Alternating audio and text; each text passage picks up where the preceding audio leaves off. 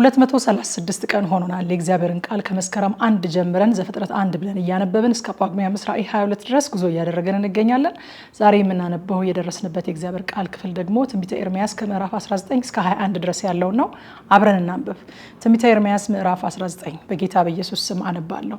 እግዚአብሔርም እንዲህ አለኝ፣ ሂድ ከሸክላ ሰሪ ገንቦ ግዛ፣ ከሕዝቡም ሽማግሌዎችና ከካህናት ሽማግሌዎች ከአንተ ጋር ውሰድ።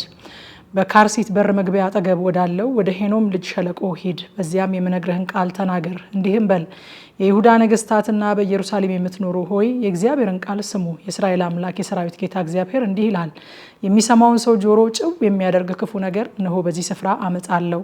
ትተውኛልና ይህንም ስፍራ እንግዳ አድርገውታልና እነርሱና አባቶቻቸውም ለማያውቋቸው ለሌሎች አማልክት አጥነዋልና የይሁዳም ነገስታት ይህንን ስፍራ በንጹህ ደም ሞልተዋልና እኔም ያላዘዝኩትን ያልተናገርኩትንም ወደ ልቤም ያልገባውን የሚቃጠለውን መስዋዕት አድርገው ለበዓል ልጆቻቸውን በእሳት ያቃጥሉ ዘንድ የበዓልን የኮረብታውን መስገጃዎች ሰርተዋልና ስለዚህ እነሆ ይህ ስፍራ የእርድ ሸለቆ ይባላል እንጂ ቶፌት ወይም የሄኖም ልጅ ሸለቆ ዳግመኛ የማይባልበት ዘመን ይመጣል ይላል እግዚአብሔር። በዚህም ስፍራ የይሁዳና የኢየሩሳሌምን ምክር አፈርሳለሁ፣ በጠላቶቻቸውን ፊት በሰይፍና ነፍሳቸውን በሚሹት እጅ ጥላቸዋለሁ። ሬሳቸውንም ለሰማይ ወፎችና ለምድር አራዊት መብል አድርጌ እሰጣለሁ።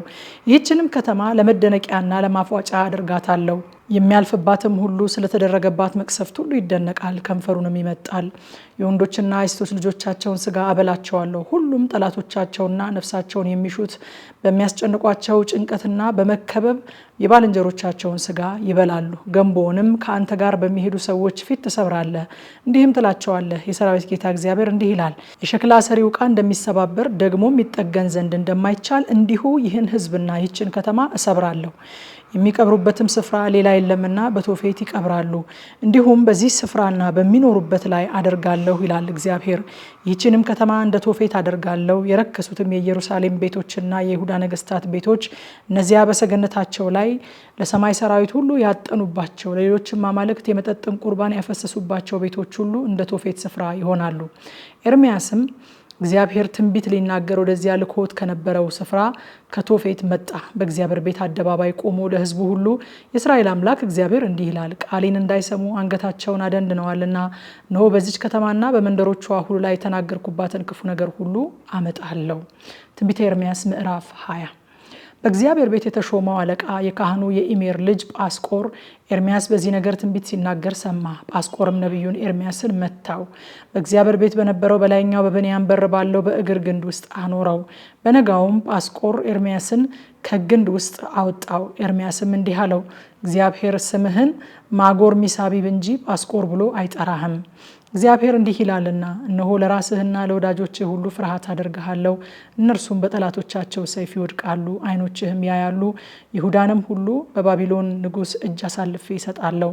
እርሱም ወደ ባቢሎን ያፈልሳቸዋል፣ በሰይፍም ይገድላቸዋል። የዚችንም ከተማ ባለጠግነት ሁሉ፣ ጥሪቷንም ሁሉ፣ ክብሯንም ሁሉ፣ የይሁዳንም ነገስታት መዝገብ ሁሉ በጠላቶቻቸው እጅ አሳልፌ ይሰጣለሁ።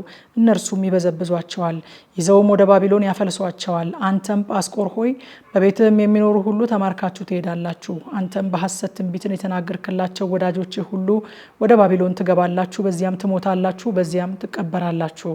አቤቱ አታለልከኝ፣ እኔም ተታለልኩ፣ ከእኔም በረታህ አሸነፍክም።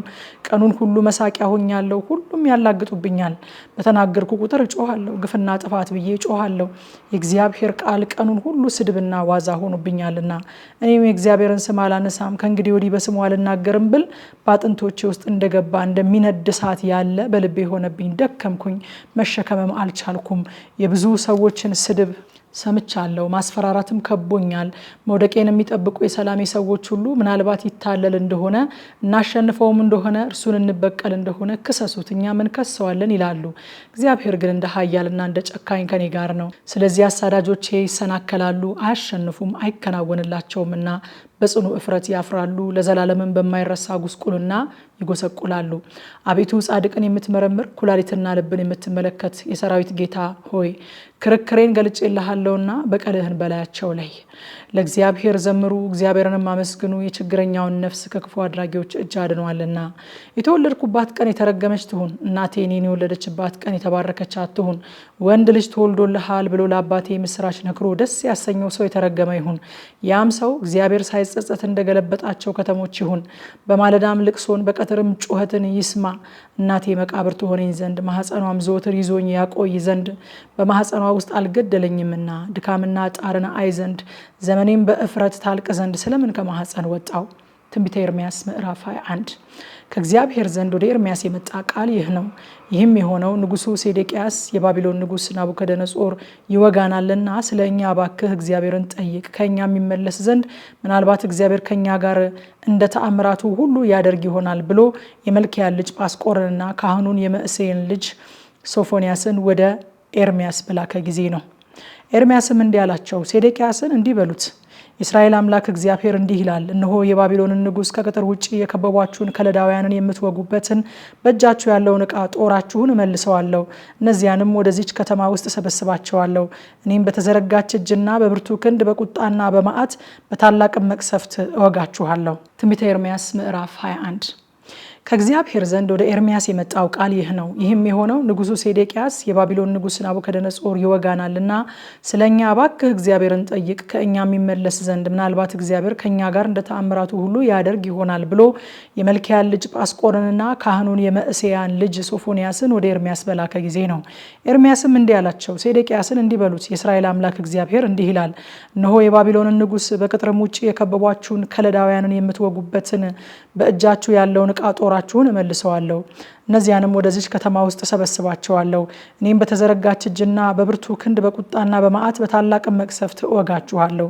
በዚህችም ከተማ የሚኖሩትን ሁሉ ሰዎችንና እንስሶችን እመታለሁ፣ በጽኑም ቸነፈር ይሞታሉ። ከዚህ በኋላ ይላል እግዚአብሔር የይሁዳን ንጉስ ሴዴቅያስን ከቸነፈርና ከሰይፍ ከራብም ከዚች ከተማ የቀሩትንም ባሪያዎቹንና ሕዝቡን በባቢሎን ንጉስ በናቡከደነጾር እጅ በጠላቶቻቸውና ነፍሳቸውንም በሚሹት እጅ አሳልፌ እሰጣቸዋለሁ። እርሱም በሰይፍ ስለት ይመታቸዋል፣ አያዝንላቸውም፣ አይራራላቸውም፣ አይምራቸውም። ለዚህም ሕዝብ እንዲህ በል፣ እግዚአብሔር እንዲህ ይላል፣ እነሆ በፊታችሁ የሕይወትን መንገድና የሞትን መንገድ አድርጌአለሁ። በዚህች ከተማ ውስጥ የሚዘገይ በሰይፍና በራብ በቸነፈርም ይሞታል። ወጥቶን ወደ ከበቧችሁ ወደ ከለዳውያን የሚገባ ግን በሕይወት ይኖራል፣ ነፍሱም ምርኮ ትሆንለታለች። ለመልካምም ሳይሆን ለክፉ ፊቴን በዚህች ከተማ ላይ አድርጌአለሁና ለባቢሎን ንጉስ እጅ ትሰጣለች፣ እርሱም በእሳት ያቃጥላታል። የይሁዳ ንጉስ ቤት ሆይ የእግዚአብሔርን ቃል ስሙ። የዳዊት ቤት ሆይ እግዚአብሔር እንዲህ ይላል፣ ስለ ስራችሁ ክፋት ቁጣዬ እንደ እሳት እንዳይወጣና ማንም ሳያጠፋው እንዳይነድ በማለዳ ፍርድን አድርጉ። የተበዘበዘውንም ካስጨናቂው እጅ አድኑ።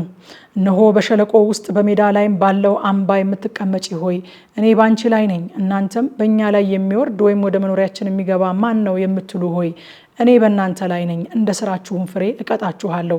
በዱሯም ውስጥ እሳትን አነዳለሁ፣ በዙሪያውም ያለው ሁሉ ይበላል።